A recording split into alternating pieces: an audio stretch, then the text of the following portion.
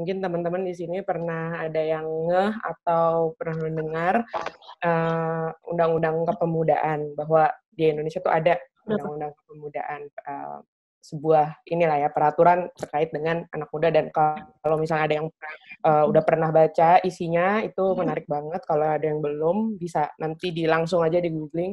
Undang-undang itu dibuat di tahun 2009, terus ada apa definisi terkait dengan pemuda itu ya. Jadi kalau di Undang-Undang Kepemudaan,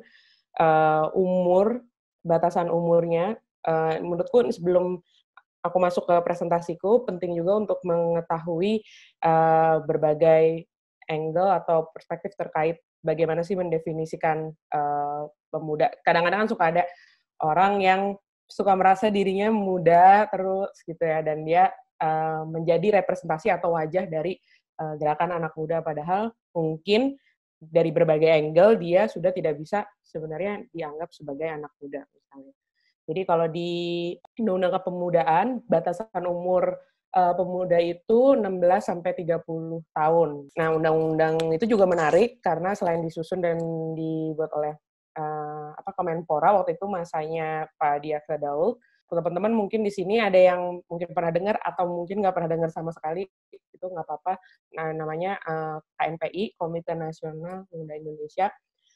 Walaupun di Undang-Undang Kepemudaan yang dibuat oleh pemerintah itu batasnya adalah 30 tahun, nanti teman-teman bisa kepoin KNPI, siapa aja pengurusnya, isinya, dan kalau mungkin lebih rajin lagi, bisa dikepo berapa sih umur ketuanya, berapa umur pengurus-pengurus komitenya, apakah sudah sesuai dengan undang-undang, atau apakah sudah, menurut teman-teman sendiri, perspektif teman-teman sendiri, adalah orang yang tepat untuk menjadi wajah gerakan yang disebut oleh gerakan anak muda. Yang kedua, selain definisi terkait dengan umur, ketika kita bicara soal anak muda atau isu kepemudaan, yang menarik adalah soal terminologi istilah. Kenapa kalau pemuda, ini salah satu istilah yang paling awal dalam konteks sejarah sosial dan politik di Indonesia, dari era kemerdekaan atau revolusi, pemuda tuh dilihat sebagai sosok yang sangat revolusioner. Ada pahlawan-pahlawan Indonesia kan, kalau teman-teman dulu juga ingat waktu belajar sejarah, memulai gerakan, memulai debut mereka tuh di umur yang sangat muda, dan kita nggak bicara 20, 21 ya, kita bicara usia 14, 16. Jadi kurang lebih sebelum kita masuk bisa bisa bisa bisa mulai atau berpijak dari beberapa perdebatan atau dimensi terkait dengan bagaimana mendefinisikan anak muda. Ada juga yang mendefinisikan kayak misalnya UNICEF itu 10 sampai 19. Kalau tadi yang aku bilang WHO tuh cenderung 15 sampai 24, atau secara umum lembaga-lembaga United Nations atau PBB itu menggunakan 15 sampai 24. Jadi aku mau mulai dengan semacam kayak lini masa sederhana. Sebenarnya kalau ditarik pasti lebih stretch, lebih banyak titik-titiknya, lebih poinnya. Cuman ini aku coba karena dari segi waktu dan tanpa bermaksud menyederhanakan, tapi kurang lebih seperti ini fasenya. Seperti yang tadi aku udah informasikan terkait dengan penggunaan istilah pemuda ya. Bagaimana sih konsep pemuda itu dipandang awalnya kalau dari pergerakan anak muda di Indonesia itu tentu dari masa sebelum ada Indonesia itu ada gitu ya. Bahkan masih dalam bayangan dan mungkin belum tahu namanya akan Indonesia misalnya. Gerakan pada masa pergerakan nasional atau kita sebut revolusi ini lebih punya agenda anti kolonialisme. Waktu itu ya seperti teman-teman tahu juga, Indonesia ada di bawah pemerintahan kolonial Belanda, lalu setelah itu lanjut lagi dengan pemerintahan Jepang. Jadi agenda si pemuda-pemuda yang revolusioner ini adalah anti kolonialisme, dan mereka berjuang demi kemerdekaan. Walaupun pada waktu itu mungkin kalau misalnya kita lihat lagi kayak sejarah di Sumpah Pemuda, ada berbagai pemuda dari berbagai, mungkin kita sekarang nyebutnya provinsi ya, tapi dulu adalah beberapa bagian dari Indonesia gitu yang mereka sebenarnya juga belum tahu kan bahwa mereka tuh akan jadi satu Indonesia gitu, sebuah konsep, membayangkan konsep Indonesia. Dan mereka berkumpul, mereka mulai dari, kalau teman-teman ingat juga kan Sumpah Pemuda kan dari bahasa, dari hal-hal yang sebenarnya cukup sederhana, tapi itu menjadi sebuah agenda persatuan. Tapi kenapa sih waktu itu mereka mau bersatu gitu? Karena mereka punya, kalau tadi Puput bilang ideologi gerakan anak muda, mereka punya satu ideologi untuk yaitu anti kolonialisme gitu, untuk merdeka dari penjajahan. Dan kenapa menurutku ini penting buat di highlight gitu, di titik beratkan, karena revolusi di Indonesia itu salah satu uh, tergolong revolusi yang cukup unik gitu, karena dorongannya itu muncul dari, dan yang paling dominan itu dari gerakan kepemudaannya gitu, dari si pemuda-pemuda revolusioner ini, baik yang berjuang pada dengan ini ya perang atau senjata, bahkan dari bentuk-bentuk perjuangan yang kalau teman-teman juga ingat kan fase-fase Budi Utomo, fase-fase di mana ketika politik etis sudah diberlakukan, udah bisa mengakses pendidikan, terus pemuda-pemuda itu bisa dibilang tercerahkan, mereka kemudian mengkonsolidasi antara mungkin mereka punya berkumpul berdasarkan suku, terus mereka merasa punya solidaritas yang sama dengan misalnya suku-suku lain atau daerah-daerah lain, lalu mereka punya ide untuk bersatu melawan si musuh bersama kolonialisme itu. Dan di Indonesia dorongan itu memang banyak dari pemuda. Mungkin teman-teman juga ingat kayak waktu masa proklamasi, bahkan ingat ini kan waktu Soekarno diculik, dan yang menculik itu kan disebut yang sering disebut juga para angkatan muda itu kan, yang cenderung punya pendekatan non kooperatif, terus lebih lebih berapi-api, lebih spontan, dan ingin bentuk kemerdekaan yang tanpa kompromi atau tanpa negosiasi. Jadi lebih ke non kooperatif, dan dorongan-dorongan terjadinya revolusi di Indonesia atau kemerdekaan Indonesia itu sangat kuat didominasi oleh si pemuda-pemuda revolusioner ini. Lalu kita lanjut setelah Indonesia udah merdeka, terus sudah ya teman-teman juga tahu di situ ada berbagai tahap sistem pemerintahan yang diambil oleh Indonesia, terus pergantian kabinet dan sebagainya, konteks-konteks politik di dalam ketika Indonesia itu udah jadi sebuah negara merdeka, berdaulat, dan kita tahu bahwa kemudian ada namanya peristiwa 65 gitu ya, ada yang namanya peristiwa 65, kemudian ada pergantian pemerintahan dari Soekarno, kemudian diikuti oleh Soeharto, dan pada masa Soeharto berarti kan di 66 ke atas, di sini aku lihat 6 sampai 78, kalau teman-teman pernah di sini mendengar gerakan mahasiswa 66, terus malari dan sebagainya, itu ada di kurang lebih rentang waktu ini. Jadi ketika sudah berganti pemerintahan, waktu itu kan ketika Indonesia pasca 65 itu kan Indonesia dari segi ekonomi cukup terpuruk, dari segi sosial politik nggak stabil. Terus ketika ada pemerintahan baru, kenapa masih sama-sama aja gitu? Kenapa kebijakan ekonominya masih dirasa belum tepat dan penderitaan masih dirasakan oleh para rakyat? Terus kenapa yang mereka duduk di posisi-posisi pemerintahan yang strategis di pemerintahan malah justru tidak menyuarakan suara rakyat, kepentingan rakyat, korupsi, terus kemudian mulai ada gelagat otoriter ya, atau pengaruh militerisme. Dan perlu teman-teman sadari bahwa banyak orang yang duduk di pemerintahan 6678 itu adalah orang-orang yang tadinya di masa revolusi itu muda ya. Jadi ini nanti menarik, akan terus semacam kayak berulang atau deja vu dari satu masa ke masa lainnya. Jadi yang tadinya muda, terus ketika dia udah menjadi sebuah status quo, terus ada lagi yang anak yang dia udah nggak muda, terus jadi ada anak mudanya atau pemuda generasi muda pada waktu itu, kemudian melakukan perlawanan atau protes terhadap status quo terhadap pemerintah. Lalu karena ada banyak protes, kritik dan sebagainya, pemerintah ya mulai akhirnya sadar juga gitu. Oh ya memang anak muda ini yang waktu itu memang dominan oleh gerakan mahasiswa. Nanti kita bisa bicara lebih lanjut kenapa ketika kita ngomong gerakan anak muda di Indonesia itu sangat simbolnya itu tokoh figur utamanya tuh kenapa mahasiswa pada masa itu. Kemudian mahasiswa gerakan cukup dominan untuk protes dan melakukan konsolidasi gerakan-gerakan antar kampus. Teman-teman tahu ada beberapa organisasi kayak KAMI gitu ya, organisasi mahasiswa, tapi nggak hanya dari satu kampus gitu, dari berbagai kampus yang bersatu kemudian melakukan protes dan kritik-kritik terhadap pemerintah. Karena pemerintah juga melihat, terutama waktu itu kan ini ya rezim Soeharto melihat bahwa wah sebenarnya si gerakan anak muda atau si mahasiswa ini cukup berbahaya nih, bisa mengguncangkan apa yang udah kita punya, status quo yang ada gitu.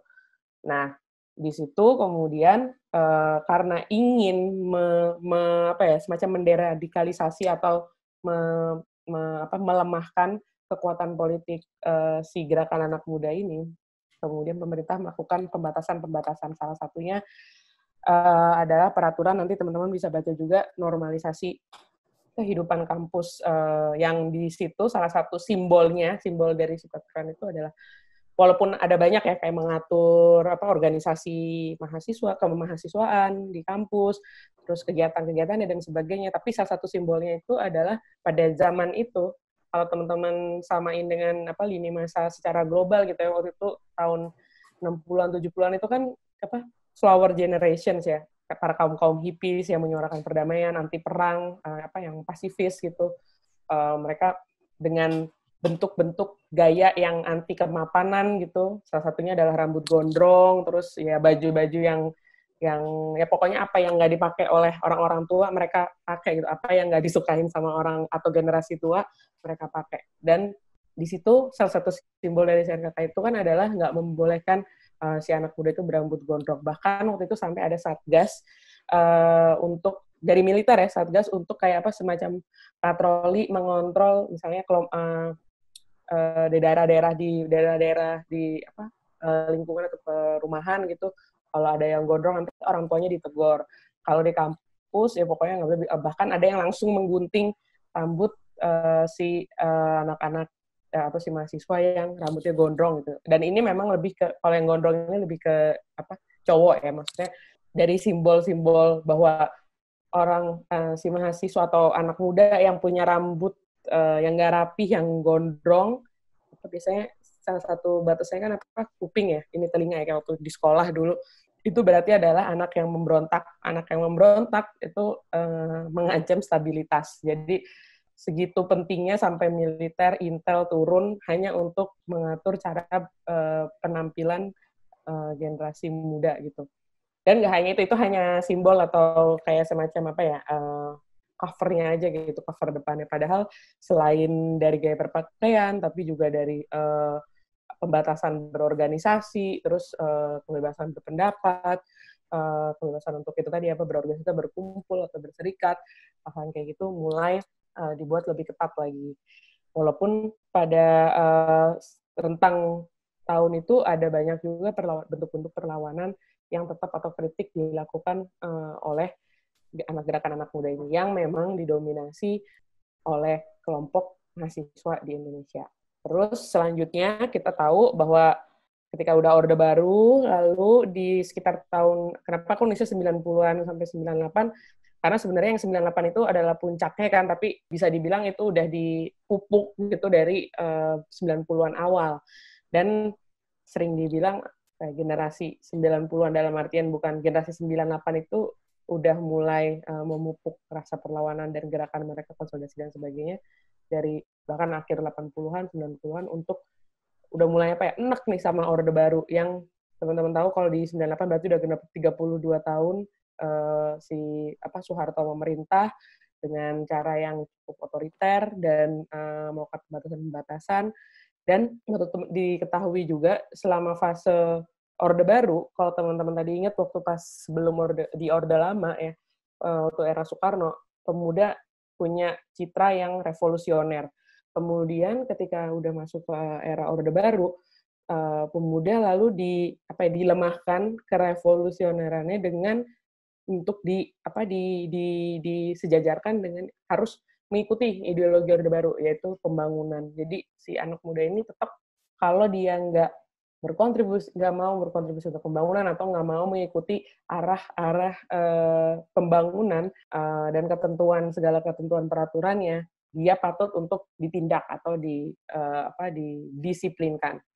Kemudian si generasi 98 ini dari rentang sekitar 90-an awal 98, mereka lah ya generasi yang mendorong peristiwa puncaknya itu reformasi. Tapi mereka di sini punya musuh bersama, yaitu pemerintahan yang otoriter, rezim Soeharto, dan mereka di sini punya ideologi pro demokrasi. Dalam artian, bayangin aja kalau 32 tahun hidup dalam rezim otoriter, kalau sekarang teman-teman bisa nonton YouTube, bisa nonton channel TV aja ada banyak. Dulu mungkin nanti Aquino bisa menjelaskan, saksi hidup bisa menjelaskan juga bahwa dulu tuh stasiun TV paling cuman berapa, selama berpuluh-puluh tahun tuh TVRI. Barulah 90-an, nah udah ada RCTI, TPI, ya gitu. Tapi bayangin berpuluh-puluh tahun cuma ada satu TV, dan ya sangat dibatasin, nggak hanya dari segi berpendapat, berkumpul, tapi juga kebebasan pers dan media. Makanya salah satu simbol dari perubahan di era reformasi itu adalah kebebasan pers atau kebebasan media, yang sekarang teman-teman, tapi sebenarnya kalau merasa hanya gerakan, karena waktu itu ada musuh bersama ya Soeharto, cuman gerakan anak muda yang non organisasi keagamaan aja gitu, yang pro demokrasi, enggak, karena pada saat itu kalau teman-teman mungkin juga ingat atau sempat belajar juga bahwa rezim Soeharto itu nggak hanya menekan gerakan anak muda, tapi juga gerakan-gerakan yang mungkin waktu itu dianggap non nasionalis atau dengan ideologi Islam misalnya. Jadi waktu itu gerakan anak muda juga banyak didominasi oleh kelompok organisasi-organisasi mahasiswa yang mempunyai identifikasi dirinya dengan gerakan Islam gitu. Jadi setelah akhirnya uh,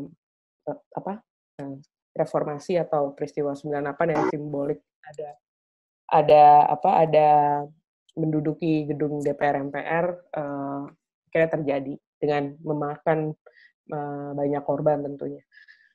Dan ya di bulan Mei ini. Sampai akhirnya Soeharto lengser dan disitulah disebut oleh berakhirnya rezim otoriter di Indonesia. Lalu ada pasca reformasi. Ada banyak di sekitar tahun 2000-an awal itu ada banyak inisiatif-inisiatif anak muda yang bukan dilakukan oleh generasi 98. Jadi setelah generasi 98 ini berhasil melakukan reformasi, sama seperti waktu yang si pemuda-pemuda revolusioner itu kemudian menduduki pemerintahan dan sebagainya, itu nggak jauh beda juga gitu dengan ketika udah selesai reformasi ada banyak aktivis-aktivis mahasiswa bahkan yang bahkan sampai sekarang ya yang menjadi memasuki aktor di pemerintahan, bagian dari status quo gitu. Dan tapi setelah 98 sempat ada gap gitu bahwa kemana sih nih suara anak muda, gerakan anak muda ini kemana gitu. Mungkin pada waktu itu selain sibuk menyusun, setelah ada generasi yang melahirkan revolusi ini, kemudian udah lulus, ya udah nggak ada sesuatu, sampai akhirnya di sekitar awal 2000-an itu banyak bermunculan inisiatif-inisiatif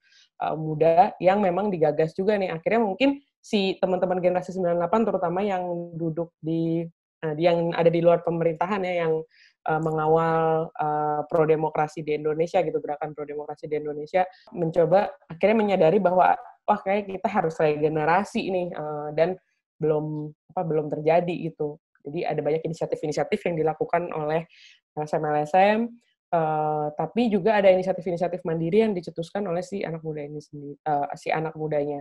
Dan berangkat dari, kalau ditanya ideologinya terus apa gitu, ketika nggak ada musuh bersama, nggak ada rezim otoriter, terus musuhnya apa sih, bisa dibilang visi dan misi mereka tuh ngapain gitu, mereka melakukan inisiatif ingin membuat satu gerakan itu untuk apa. Nah, kita ada banyak kajian juga yang menyebutnya adalah everyday politics gitu. Jadi penelitiannya Molly misalnya dulu juga tadi Bang bikin tipologi gerakan anak muda yang sekarang tuh kayak gimana gitu. Di yang 2000-an ini seperti apa. Jadi kayak mereka lebih cenderung fokus dan tergerak karena politik keseharian gitu. Misalnya masalah-masalah yang ada di lingkungan sekitar, dan mereka juga memulai inisiatifnya itu juga di lingkungan sekitar mereka gitu.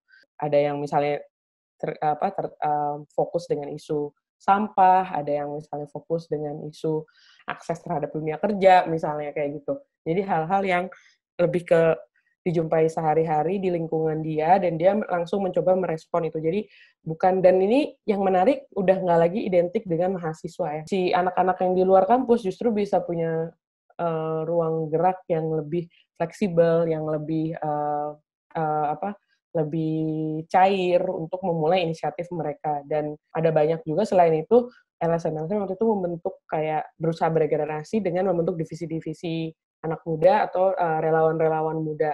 Misalnya kayak waktu itu ada kayak tempat aku dan waktu itu Molly juga kita bisa kenal, ada di Jurnal Perempuan bikin Change Magazine, salah satu divisi anak mudanya. Lalu kayak di Greenpeace ada Solar Generation dulu. Terus di Transparency International Indonesia ada SPEAK atau si Suara Pemuda Anti Korupsinya gitu. Jadi kurang lebih kayak gitu di era pasca reformasi. Sekarang di era kontemporer atau saat ini nih, menurutku juga punya agenda-agenda yang berbeda dan karakteristik yang khas gitu, yang maksudnya yang cukup unik dan spesifik. Misalnya kalau isu-isu yang banyak dibawa, kalau teman-temannya nggak hanya mungkin bahkan sebelum si Greta Thunberg ya, secara global isu-isu yang global kayak misalnya isu keadilan dan perubahan iklim. Terus yang menarik juga betapa naik dan semakin marak dukungan untuk menyuarakan dukungan untuk hak-hak minoritas kayak perempuan, LGBTIQ, difabel, masyarakat adat. Jadi yang sebenarnya kalau di global di tahun 60-an gerakan rights based yang berbasis identitas ini udah banyak dan mulai berkembang. Tapi waktu di Indonesia lucunya kalau aku melihat ya, itu justru mulai banyak nampak dan mulai dikedepankan itu di saat-saat sekarang gitu. Kalau teman-teman lihat betapa misalnya ya aku cukup antusias dengan gerakan-gerakan perempuan, hak-hak perempuan atau gender di era kontemporer ini.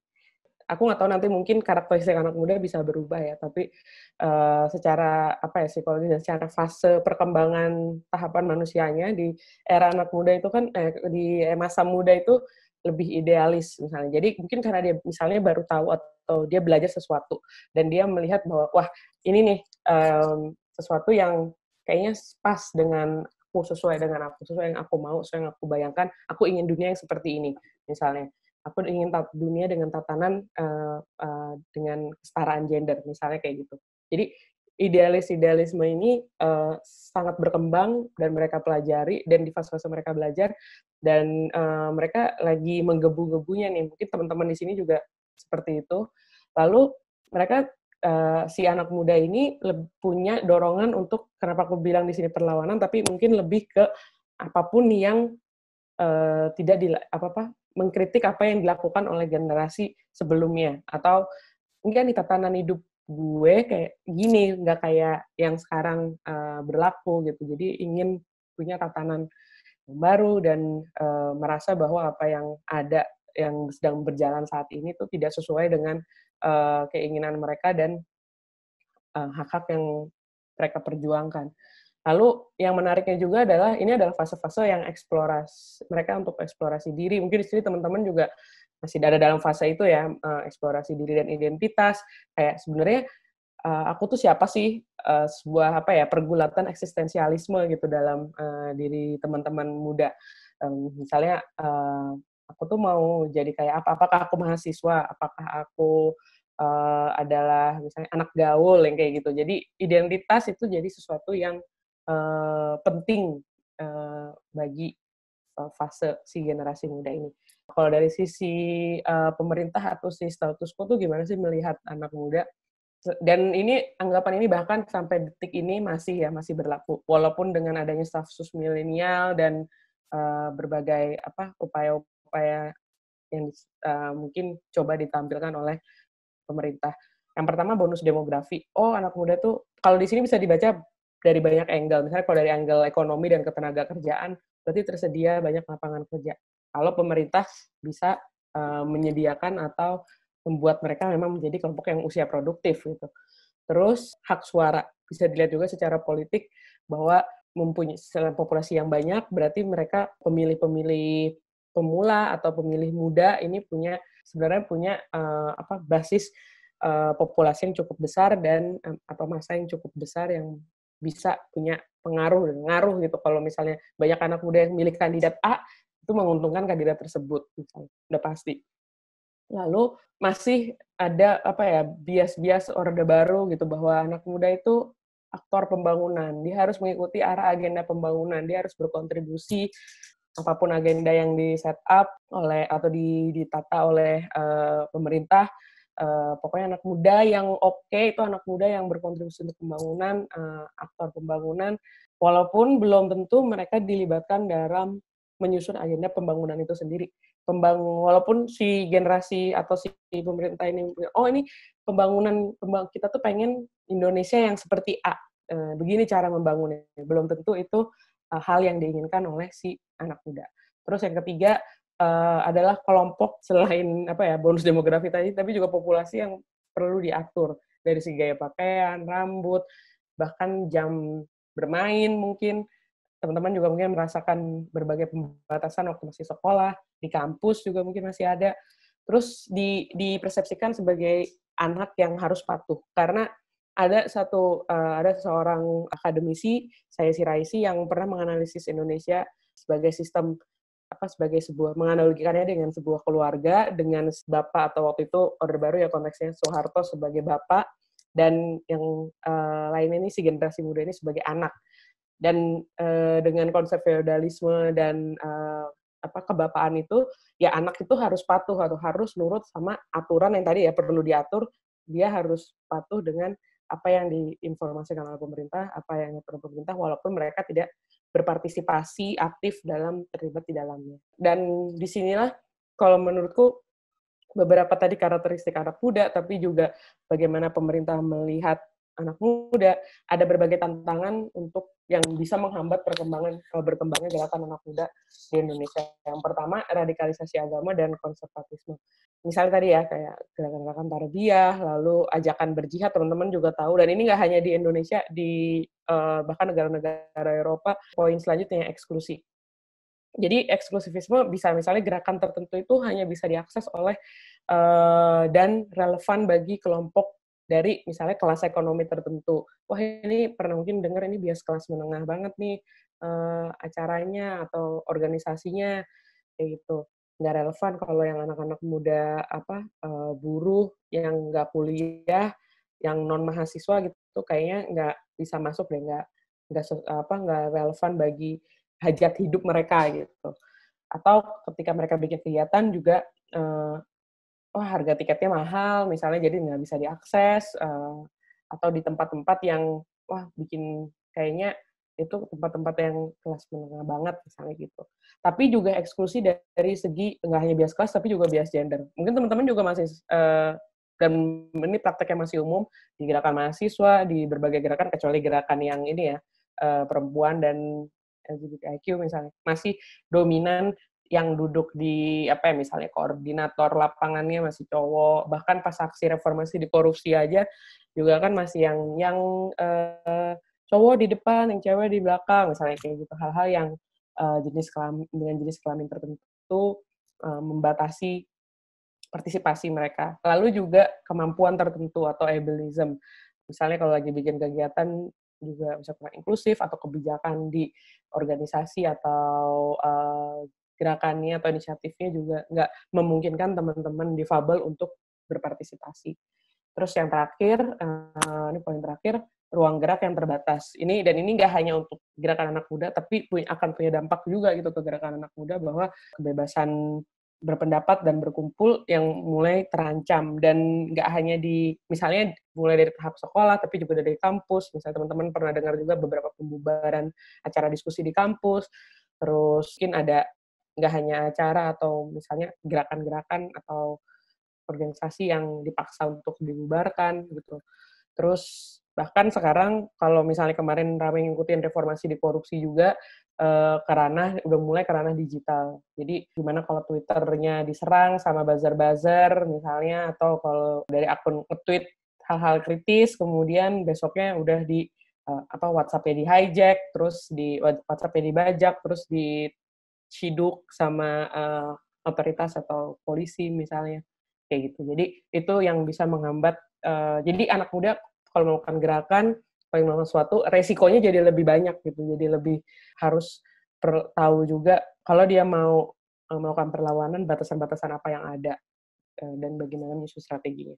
Kurang lebih sih kayak gitu. Mungkin yang menarik dari pertanyaannya Erni, sebenarnya nggak hanya soal dissenting opinion atau misalnya kritik terhadap pemerintah ya. Di sini Erni juga nanya soal berekspresi, yang menurutku kayak misal, walaupun kita merasakan adanya udah ada kebebasan pers, media, terus ada sosial media, perlu diingat masih banyak ada pembatasan-pembatasan, nggak hanya dari sisi pemerintah, kayak misalnya UU ITE, pasal defamation atau pencemaran nama baik, lalu juga ada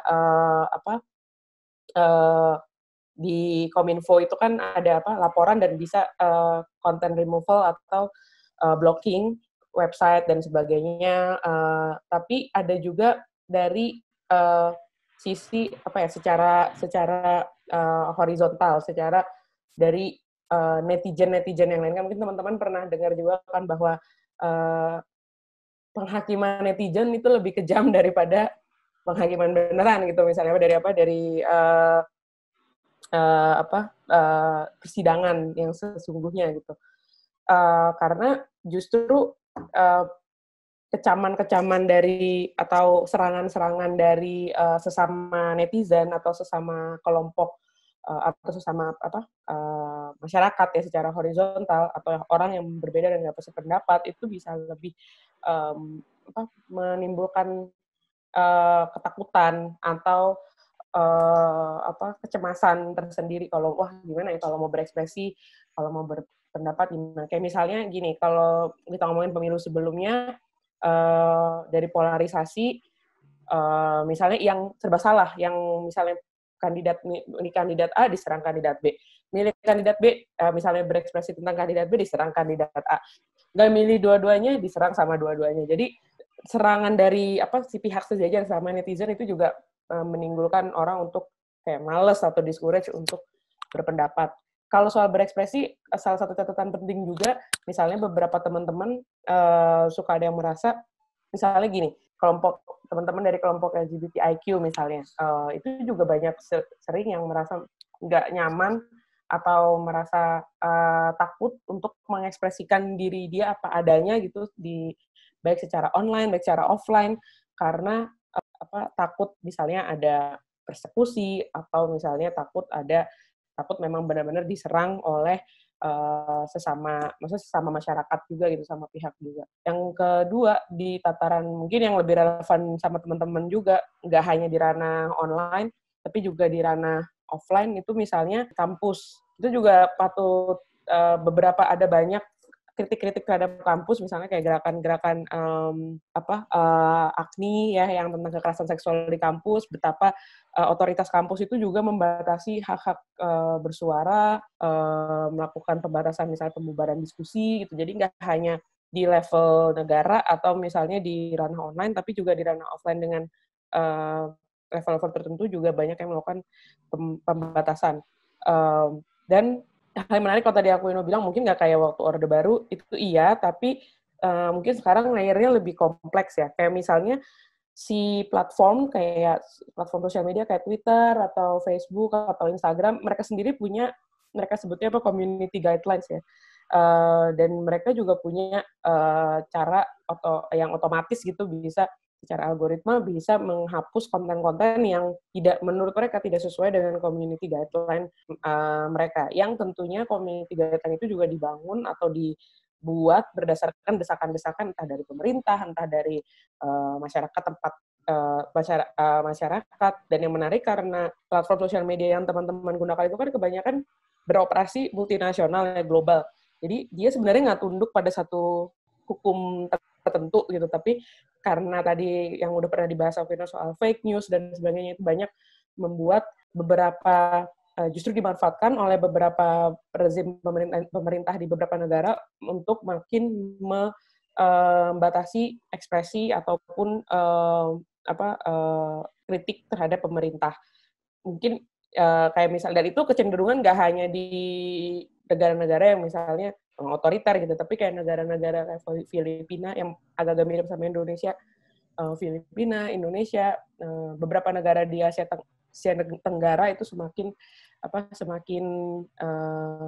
terbatas ruang untuk berekspresi dan bersuara, dan bukan hanya karena hukum yang berlaku, tapi juga dari ancaman-ancaman secara horizontal. Bahkan misalnya kita juga tahu ada kayak misalnya teman-teman yang mendukung Papua Barat, West Papua, hak-hak yang mengkritik perilaku pemerintah, tindakan pemerintah dari sisi hak asasi manusia, banyak juga mendapat serangan dari kalau sekarang trennya buzzer RP gitu ya, buzzer rupiah gitu, yang digunakan untuk menyerang mereka. Jadi mungkin valid ketakutannya karena berbagai ancaman itu. Yang kedua, kalau menjawab gimana sih mengembangkan tips-tips untuk mengembangkan sikap berani bersuara dan berekspresi. Sebenarnya aku mungkin lebih nggak mau ngasih tips untuk bagaimana cara bersuara dan berekspresi secara kreatif gitu. Bisa aja kalau misalnya ada satu pembatasan diberlakukan di platform tertentu atau ruang tertentu, gimana teman-teman bisa lebih kreatif menggunakan cara-cara yang misalnya kalau nulis ternyata nggak boleh di take down, coba bikin lagu. Misalnya kalau misalnya bikin lagu nggak bisa, mungkin bisa bikin teater atau pantomim atau apa gitu. Jadi atau bikin gambar atau bisa pakai cara-cara yang nggak melulu misalnya yang sosial media ataupun postingan sosial media yang misalnya cuma posting status gitu, tapi bisa posting foto misalnya yang untuk menghindari justru batasan-batasan yang ada bisa jadi mendorong kita untuk lebih kreatif dalam berekspresi gitu sih.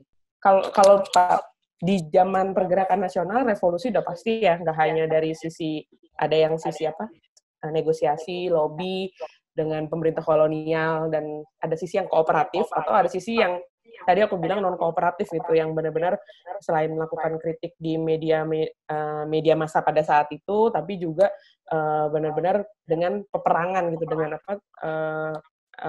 perjuangan yang ya mungkin dulu sering populer disebutnya bambu runcing, atau yang benar-benar melakukan perlawanan sebagai tentara gitu, sebagai pasukan gitu, hal yang pada konteks pada saat itu. Tapi kalau misalnya beberapa cara yang sama, misalnya ini menarik, sempat ngobrolin juga sama Molly baru tadi malam terkait dengan demonstrasi misalnya. Demonstrasi masih jadi salah satu cara yang dipilih untuk dari beberapa era ya, dari yang 60-an, dari yang 70-an, 90-an, sampai sekarang kemarin detik ini masih dengan cara demonstrasi atau aksi turun ke jalan gitu. Walaupun di dalamnya misalnya ada berbagai macam cara, misalnya kalau yang kemarin reformasi di korupsi dengan karton-karton catatan atau banner yang kreatif gitu ya teksnya. Jadi sebenarnya ada yang sama, tapi ada juga yang beda karena terkait dengan perkembangan media juga, demokratisasi media. Kayak yang aku bilang tadi, di era Orde Baru tentu pasti beda dengan di reformasi. Di reformasi beda sama sekarang gitu. Ya mungkin nanti eranya generasi alpha, udah bukan milenial atau Z lagi ya, tapi generasi alpha gitu, beda lagi gitu, mungkin media yang bisa mereka gunakan, kanal-kanal yang bisa mereka gunakan untuk menyampaikan opini atau aspirasi mereka. Tapi menurutku kalau anak muda juga banyak identik dengan metode-metode yang kreatif ya, kayak musik, film itu juga, atau video itu banyak dipakai oleh gerakan anak muda. Tadi Reski pertanyaannya tentang radikal yang menyangkut tentang agama. Jadi kalau misalnya apa sih tindakan yang udah pemerintah lakukan, respon pemerintah terhadap dalam menangkal atau menjinakkan anak muda yang radikal, justru ini yang lucu ya. Menurutku pemerintah kurang di sini karena berapa tahun lalu, berarti hampir 2012, hampir 8 tahun lalu aku melakukan kajian analisis kebijakan masih dengan poin rekomendasi yang adanya ancaman radikalisasi di sekolah, di kampus, terus bagaimana pemerintah bisa sebenarnya merespon itu, menangkal itu, dan bahkan udah ada rekomendasi. Dan nggak cuma hanya aku dan pamflet doang gitu, tapi ada banyak organisasi yang udah mengingatkan pemerintah, udah ada banyak riset yang menginformasikan pemerintah dan udah ngasih rekomendasi juga tindakan-tindakan apa yang bisa pemerintah lakukan, tapi nggak ada tindakan atau respon yang benar-benar efektif, atau benar-benar misalnya mereka merespon dengan mencoba untuk membangkitkan Pancasila, yang mana mungkin belum tentu relevan gitu dengan generasi, terutama generasi pasca 98 ya, yang udah nggak dapet dulu tuh zaman Orde Baru ada P4 pengayaan Pancasila, yang menurut mereka kayak oke, Pancasila cuma hafalan aja, tapi mereka nggak punya relevansi yang begitu mendalam gitu. Tapi terus dipaksain dengan metode-metode yang oke, kalau lawannya radikalisasi atau radikalisasi agama, kita benturkan dengan nasionalisme, yang menurutku belum efektif, terutama untuk kalau dibilang tanda kutip ya menjinakkan anak-anak muda yang radikal, karena bisa jadi udah nggak relevan lagi buat mereka ide nasionalisme, maksudnya seperti yang dibayangkan oleh generasi sebelumnya gitu, karena mungkin sekarang mereka udah dengan mudahnya ngobrol sama teman-teman di misalnya yang jihadis-jihadis muda gitu, yang jihadis wannabe, mereka udah langsung ngobrol sama orang yang di Syria gitu, dan menurut mereka mungkin mereka akan lebih attach, lebih relevan dengan mereka dibanding dengan misalnya mencoba membangun rasa nasionalisme di Indonesia. Jadi justru menurutku salah satu cara yang bisa menjinakkan atau yang pemerintah bisa lakukan itu lewat memberikan anak muda ruang-ruang untuk berekspresi, untuk lebih kreatif, dan tidak hanya terpaku oleh satu misalnya nasionalisme gitu atau agama. Kayak misalkan kayak di sekolah pasti yang lebih didukung mesti anak-anak rohis, terus atau anak-anak yang ikut rohis misalnya, atau anak-anak yang berprestasi. Tapi anak-anak yang punya ekspresi kreatif itu malah nggak terlalu diperhatikan gitu. Padahal itu adalah salah satu cara yang bisa menderadikalisasi si anak muda gitu, karena opsi anak muda itu terbatas, either lo jadi anak berprestasi dan berkontribusi untuk pembangunan, atau lo menjadi anak yang soleh.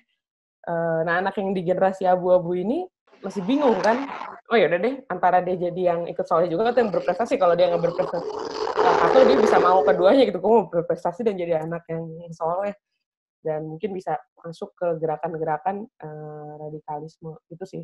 Tadi kalau Lorenzo bilang ada kecenderungan takut atau menghindari komunitas, takut sih mungkin enggak ya, maksudnya mereka nggak takut gitu, cuman nggak takut dalam artian yang karena mereka punya otoritas yang lebih besar ya, tapi juga lebih ke itu tadi sih, lebih ke yang aku sampaikan di presentasi, bahwa masih mempersepsikan udahlah anak muda tuh nurut aja gitu, udah anak muda itu ikutin arah agenda pembangunan, berkontribusi untuk pembangunan, dan kritik-kritik yang dianggap valid juga pasti kritik-kritik yang kasih solusi yang kayak gitu.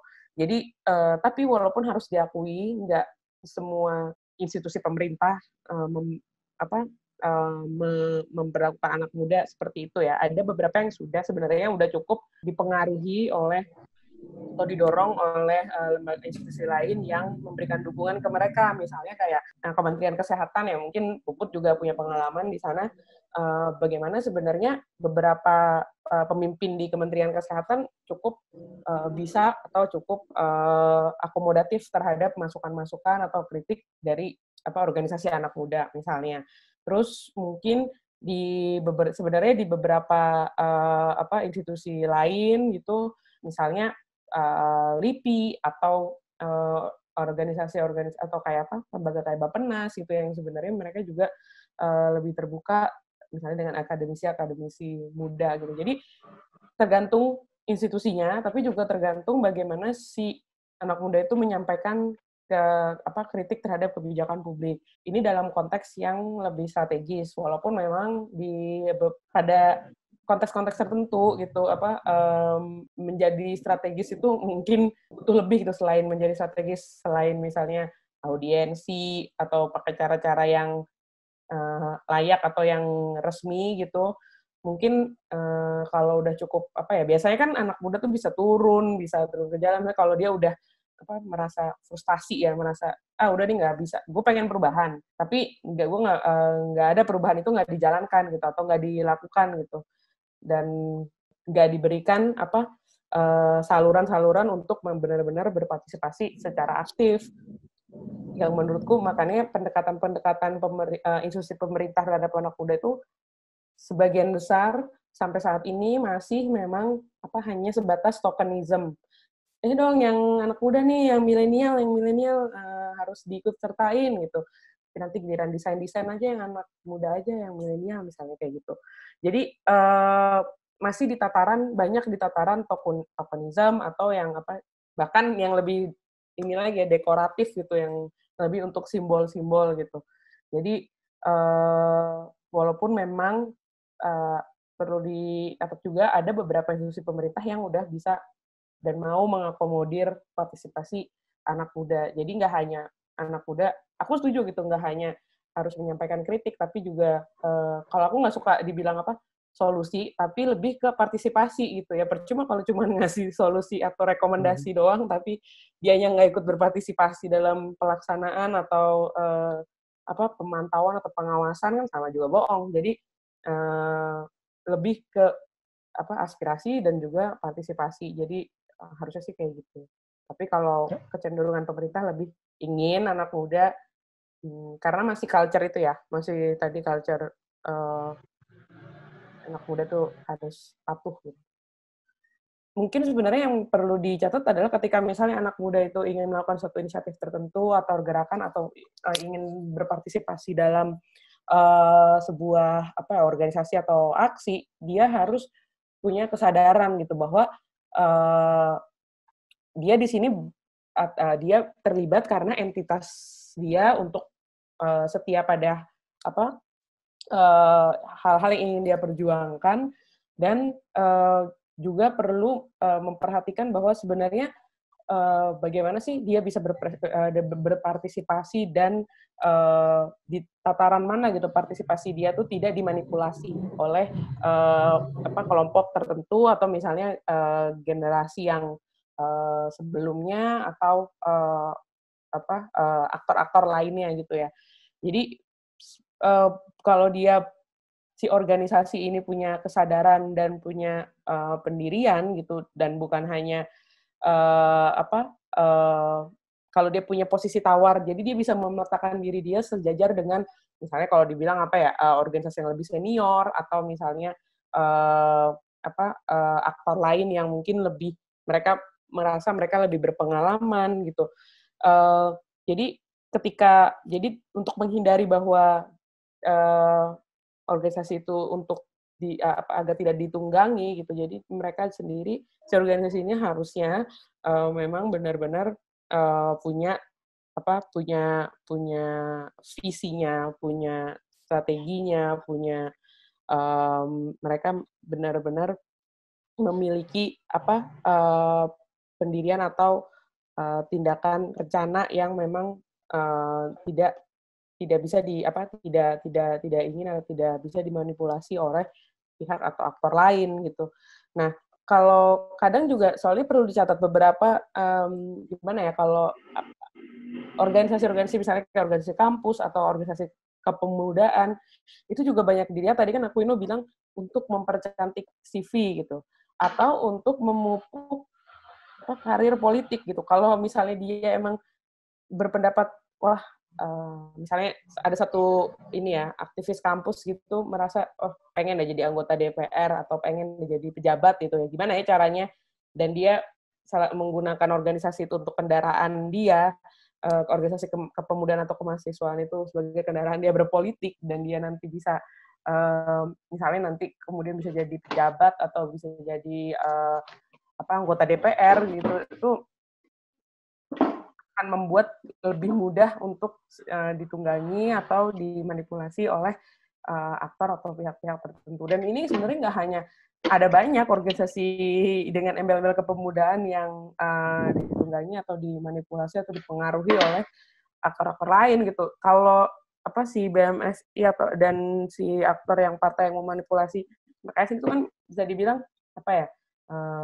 Bukan baru ya, misalnya skala kecil ya, tapi ada organisasi lain misalnya kayak HMI gitu, yang sebenarnya juga ya kayak begitu gitu juga. Makanya kita harus hati-hati ketika misalnya kita mau bergabung dengan sebuah organisasi kepemudaan atau kita mau menginisiasi sebuah gerakan kepemudaan, kita harus benar-benar punya agenda yang jelas, punya visi yang jelas, dan kita harus bisa memposisikan diri kita sehingga bisa bernegosiasi atau punya daya tawar terhadap aktor-aktor yang lebih berpengaruh lainnya. Itu sih.